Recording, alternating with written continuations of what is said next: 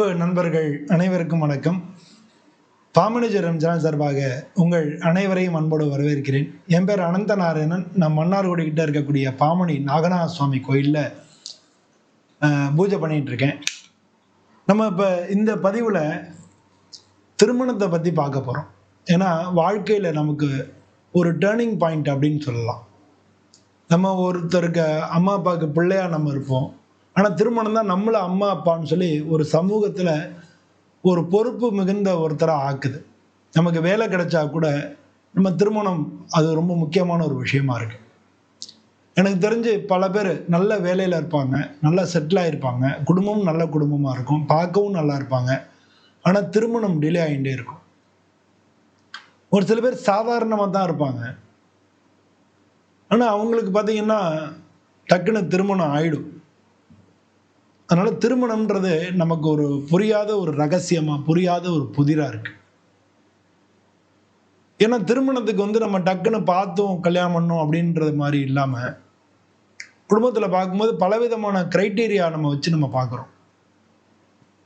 இந்த கிரைட்டீரியா தான் செயல்படுறதா அப்படின்னா அப்படி இல்லை. நம்ம நினைச்ச கிரைட்டீரியா கூட சமயங்கள்ல மாத்திண்டு ஒரு நல்ல வரன் அமைச்சா நம்ம கல்யாணம் பண்ணிடுறோம். ஸோ அப்போ திருமணம் சொர்க்கத்தில் நிச்சயிக்கப்படுறது அப்படின்னு சொல்றது நமக்கு உண்மையாக தான் புரியறது. பல சந்தர்ப்பங்களில் நம்ம நினைச்சதுக்கும் கல்யாணம் நடந்ததுக்கும் சம்பந்தமே இருக்காது. ஆனால் நல்ல மாதிரியா இருக்கும், குடும்பமும் நல்ல முறையில் இருக்கும், பிற்கால எதிர்காலம் நல்ல மாதிரியாக தான் இருக்கும். ஒரு சில பேர் பார்த்த உடனே காதலிப்பாங்க, உடனே கல்யாணமும் பண்ணிடுவாங்க. அவங்களும் நல்லா இருக்கிறதையும் நம்ம பார்க்குறோம்.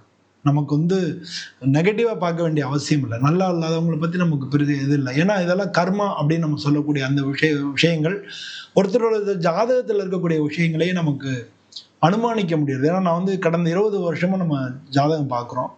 அப்போ அதில் பல விஷயங்கள் தெரிய வருது. அதனால தான் இந்த பதிவை போடலாம் அப்படின்னு சொல்லி நம்ம போடுறோம். இந்த பதிவில் விருச்சிக ராசி அன்பர்களுக்கு திருமணத்தை பற்றின விஷயங்கள், அதில் அவங்களுக்கு எந்த காலங்கள் திருமணம் எப்படி நடக்கும், திருமணத்துக்கு அதிபதி யாரு, எந்த கிரகங்கள்லாம் திருமணத்துக்கு காரணமா இருக்கு, எந்த பாவங்கள் காரணமா இருக்கு, அவங்களுக்கு எந்த காலத்துல திருமணம் நடக்கும், திருமண வாழ்க்கை எப்படி இருக்கும்,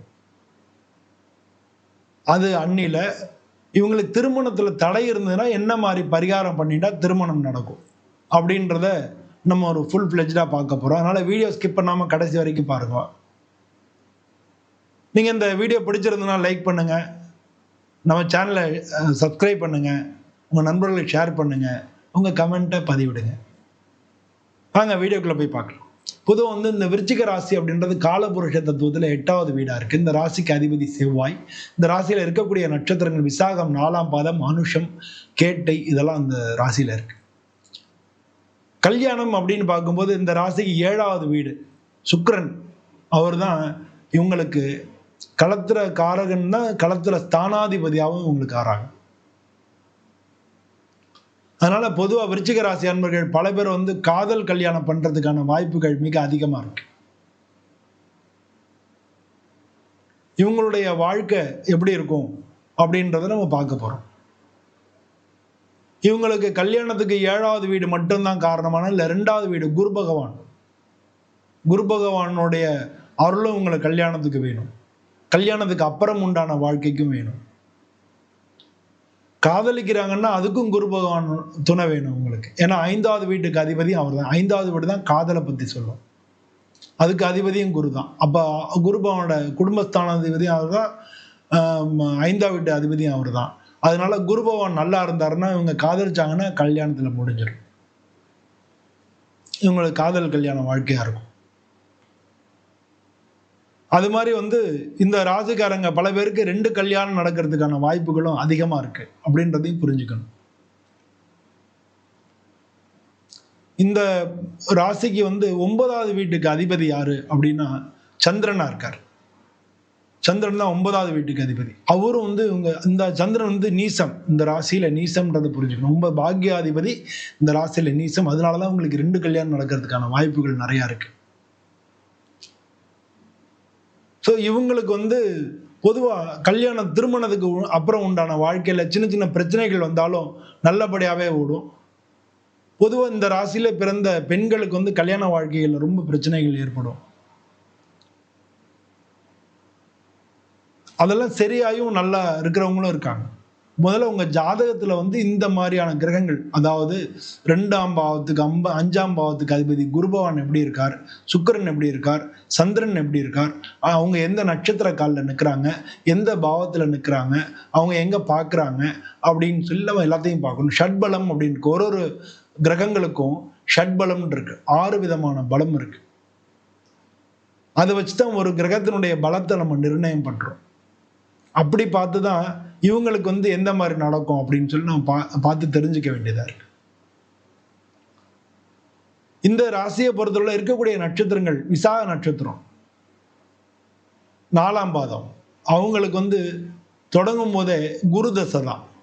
4ஆம் பாதம்ன்றதுனால குரு தசையில் அவங்களுக்கு 3 வருஷம் 4 வருஷம் அந்த மாதிரி தான் இருக்கும்.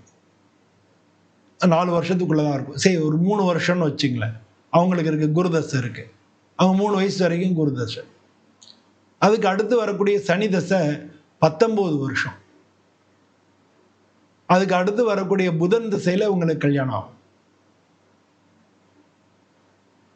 புதன் திசை, புதன் வந்து இவங்களுக்கு பார்த்தீங்கன்னா 8வது வீட்டுக்கு அதிபதி, அதே மாதிரி இவங்களுக்கு 11வது வீட்டுக்கும் அதிபதி. 11வது வீடும் வந்து கல்யாணத்தை, மன விருப்பங்களை குறிக்கும் அப்படின்றதுனால பொதுவாக அவங்களுக்கு புதன் திசையில கல்யாணம் ஆகும். நான் சொன்ன மாதிரி காதல் கல்யாணங்கள் இந்த புதன் திசையில நடக்கிறதுக்கான வாய்ப்புகள் அதிகமா இருக்கு.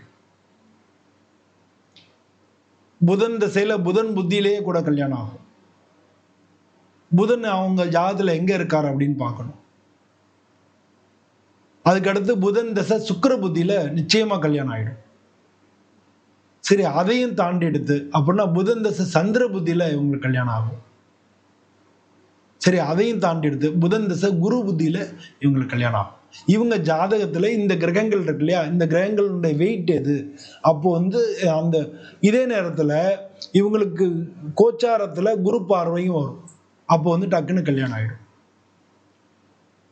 ஸோ இந்த மாதிரி உங்களுடைய ஜாதகத்தை அனலைஸ் பண்ணும்பொழுதுதான் ஒருத்தர் கல்யாண காலம் அப்படிங்கிறது நம்ம புரிஞ்சுக்க முடியும். ஆனா பொதுவா இந்த கிரகங்கள் தான் குரு, சுக்கிரன், சந்திரன், புதன், இந்த 4 கிரகங்கள் இவங்களுக்கு பொதுவாக புதன் திசையில கல்யாணம் ஆயிடுதுன்னு சொன்னேன். இந்த புதன் திசையில கல்யாணம் ஆகும்னு சொன்னேன். இந்த புதன் திசையில இவங்களுடைய சம்பந்தம் எப்போ வருதுன்னு பார்க்கணும். அதே மாதிரி குரு பார்வை எப்போ வருதுன்னு பார்க்கணும். இதை வந்து பண்ணோம்னா ஒரு காலத்தை நம்ம நிர்ணயம் பண்ணிடலாம். இந்த காலத்துல கல்யாணம் ஆகுன்றது நிர்ணயம் பண்ணிடலாம். அப்படிதான் வந்து பொதுவா இவங்களுக்கு வந்து கல்யாணத்தை நம்ம பார்க்கணும். இதுக்கு அடுத்து இருக்கக்கூடிய நட்சத்திரம் அப்படின்னா அனுஷ நட்சத்திரம். அவங்களுக்கு வந்து பிறக்கும் பொழுது சனி தசை இருக்கும். சனி தசை அவங்களுக்கு பாக்கி எவ்வளவு இருக்குன்னு பார்க்கணும். ஒரு உதாரணத்துக்கு 19 வருஷத்துல 10 வருஷம் சனி தசை இருக்குன்னு வச்சுங்களேன். அதுக்கடுத்து புதன் தசை 17 வருஷம். ஸோ புதன் தசையில அவங்களும் கல்யாணம் ஆகிறதுக்கான வாய்ப்பு இருக்கு. அதுக்கடுத்து கேது தசை வருது 7 வருஷம். ஸோ அந்த 7 வருஷம், அதனால வந்து இந்த அனுஷ நட்சத்திரக்காரங்களுக்கு கொஞ்சம் டிலேயா கல்யாணம் ஆகிறதுக்கான வாய்ப்புகள் இருக்கு. இல்லாட்டினா 27 வயசுக்குள்ள கல்யாணம் ஆகிடும். இல்லாட்டினா அது கொஞ்சம் டிலே ஆச்சு அப்படின்னா அதுக்கு அடுத்து வரக்கூடிய அந்த காலகட்டங்கள், அதாவது சுக்கிரனுடைய திசையில கல்யாணம் ஆகிடும். ரொம்ப ரேரா இவங்களுக்கு வந்து கேது வந்து 7ல இருந்தது, இல்லை கேது வந்து சுக்கிரனுடைய நட்சத்திரத்துல இருந்தது அப்படின்னா கேது திசையில கூட இவங்களுக்கு கல்யாணம் ஆகும், மறுக்கிறதுக்கு இல்லை. இவங்களுக்கு அந்த ஜாதகத்துல அந்த கிரகங்களோட வெயிட் எப்படி அப்படின்றதான் பார்க்கணும். இவங்களுக்கு அது மாதிரி புதன் தசையில கடைசியில வரக்கூடிய அந்த குரு புத்தியிலையும் கல்யாணம் ஆயிடும். கேது திசையில குரு புத்தி வந்தாலும் கல்யாணம் ஆயிடும். இந்த மாதிரி இவங்களுக்கு அவங்களுடைய ஜாதகத்துல இருக்கக்கூடிய அந்த விஷயங்களை பொறுத்துதான் இதை நம்ம நிர்ணயிக்க முடியும். ஆனா கோச்சாரத்துல குரு பார்வை வந்ததுன்னா, ஒருவேளை மோசமா இருந்தா கூட எந்த கிரகம் நன்னா இருக்கோ அப்ப அந்த டயத்துல குரு பார்வை, வியாழ நோக்கம்னு சொல்லுவாங்க, குரு பார்வை வரும்போது கல்யாணம் ஆயிடும். இதுக்கு அடுத்து இருக்கக்கூடிய நட்சத்திரம் கேட்டை நட்சத்திரம். அதுக்கு வந்து ஆரம்பிக்கும் போதே புதன் தசை தான். புதன் தசை அவங்களுக்கு வந்து 17 வருஷம். அதுல 17 வருஷத்துல அவங்களுக்கு 10 வருஷம் 15 வருஷம்னா எப்படி வேணா இருக்கலாம். அந்த புதன் தசைக்கு அப்புறம் வரக்கூடிய கேது தசை, அதுக்கு அடுத்து வரக்கூடிய சுக்கிர தசையில இவங்களுக்கு கல்யாணம் ஆயிடும். சுக்கிர புத்தியிலேயே கூட கல்யாணம் ஆகலாம். அந்தரம் அதுக்கு அடுத்து வரும், அந்த அந்தரத்தை பார்க்கணும். அந்தரத்துல குரு அந்தரம் வரணும், இல்ல அந்தரத்துல சந்திர அந்தரம் வரணும். அப்படி வரும்போது கல்யாணம் ஆயிடும். புதன் அந்தரம் வந்தாலும் கல்யாணம் ஆயிடும். சுக்கிரதசை சூரிய புத்தியில இவங்களுக்கு கல்யாணத்துக்கு வாய்ப்புகளும் கொஞ்சம் கம்மி தான். ஆனா சுக்கிரதசை சந்திர புத்தியில ஆயிடும். சுக்கிரதசை செவ்வாய் புத்தியிலே ஆயிடும். ஏன்னா இவங்க ராசிக்கு அதிபதி செவ்வாய் தான். அது மாதிரி திசையில குரு புத்தியில கல்யாணம் ஆகும். ஸோ இதெல்லாம் டிலே ஆகிடும். மேரேஜுக்கெல்லாம் அது மாதிரி தான் வரும். அது மாதிரி எந்த கிரகம் உங்களுக்கு வந்து கல்யாணத்தை குறிப்பிடக்கூடிய அந்த ஸ்தானத்தில் வீட்டாக இருக்காங்களோ அந்த புத்தி வரும்பொழுது அவங்களுக்கு கல்யாணம் ஆகிடும். அந்த திசையில் அந்த புத்தி வரும்போது கல்யாணம் ஆகிடும். அதே நேரத்தில் கோச்சாரத்தில் குரு பார்வை வரும்போது அது இப்படி கல்யாணம் தள்ளிட்டே வந்தாலும் அந்த 1 மாதம் 2 மாதம் அந்த டைம்லாம் மாறுது இல்லையா? 6 மாதத்தில் நடந்துருன்றாங்க, 3 மாதம் நடந்துன்றாங்க, அப்படி தள்ளி போயிட்டே இருக்கும். அப்போ குரு பார்வை வரும்போது டக்குன்னு அவங்களுக்கு கல்யாணம் ஆகிடும். இதுதான் உங்களுக்கு கல்யாணத்துக்கு உண்டான காலகட்டங்களாக இருக்கு. இந்த ராசிக்கு அதிபதி வந்து செவ்வாய், 7ஆம் வீட்டுக்கு அதிபதி ஆக்சுவலா சுக்கிரன் அப்படின்றதுனால இந்த ராசியை சேர்ந்தவங்க பொதுவா வள்ளி தேவியானோட இருக்கக்கூடிய முருகனை வணங்கிக்கலாம். அதே மாதிரி இவங்க வந்து தனியா லக்ஷ்மி தாயார், எந்த பெருமாள் கோயில தாயார் இருந்தாலும் அங்க போய் வணங்கினாங்கன்னா உங்களுக்கு கல்யாணம் ஆயிரும். கல்யாணத்துல ரொம்ப தடையா இருக்கு, எதுவுமே நடக்கல அப்படின்ற அந்த மாதிரியான ஒரு காலகட்டத்துல உப்பிலியப்பன் கோயில்ல போய் நீங்க திருமணத்துக்கு பதிஞ்சிட்டு வந்தீங்கன்னா அவங்களே ஒரு நாள் குறித்து சொல்லுவாங்க.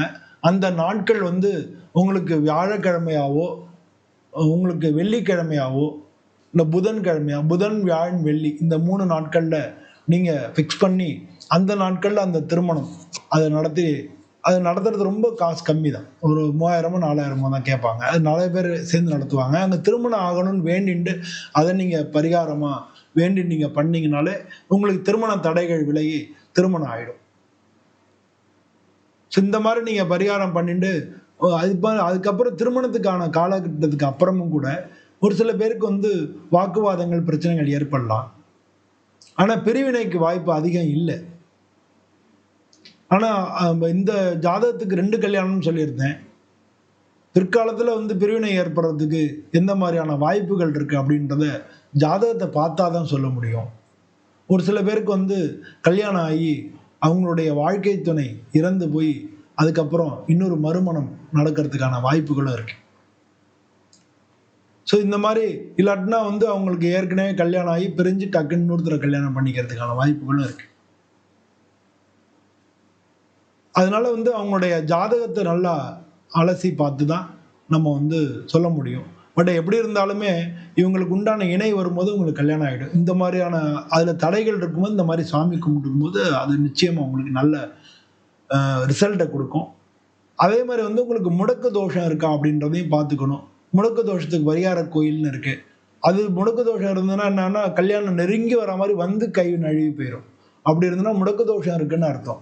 அப்படி முடக்கு தோஷம் இருந்ததுன்னா அதையும் நீங்க வந்து அந்த பரிகார கோயில்களில் போய் நீங்க பரிகாரம் பண்ணிட்டு வந்தீங்கனாலே உங்களுக்கு வந்து நிச்சயமா கல்யாணம் நடக்கும். அந்த ஒரு மாசம் 3 மாசத்துக்குள்ள உங்களுக்கு கல்யாணம் ஆயிடும். இந்த மாதிரி நீங்க பரிகாரம் பண்ணிட்டு நீங்க கல்யாணத்துல உள்ள தடைகளை விலக்கி உங்களுக்கு நல்ல முறையில் கல்யாணம் ஆகி நீங்க உங்க வாழ்க்கை சிறப்பா இருக்குன்னு சொல்லி நானும் சுவாமியை பிரார்த்தனை பண்ணிக்கிறேன். இந்த வீடியோ பிடிச்சிருந்ததுன்னா நீங்க லைக் பண்ணுங்க, ஷேர் பண்ணுங்க, உங்களுடைய கமெண்ட் எது இருந்தாலும் தெரிவிங்க. நம்ம சேனலை சப்ஸ்கிரைப் பண்ணுங்க. சப்ஸ்கிரைபர் எல்லாருக்கும் நாங்கள் ஒரு ஸ்கீம் வச்சுருக்கோம், ஒரு கேள்விக்கு பதில் சொல்லலாம்னு சொல்லி. அது மாதிரி நாங்கள் பண்ணும்பொழுது உங்களுக்கு ரொம்ப உதவியாக இருக்கும். அதனால் வந்து சப்ஸ்கிரைப் பண்ணுங்கள். உங்கள் எல்லாருக்கும் வாழ்க்கையில் எல்லா நலனும் கிடைக்கும்னு சொல்லி வேணும் உங்கள்கிட்ட விடைபெறுகிறேன். நன்றி, வணக்கம்.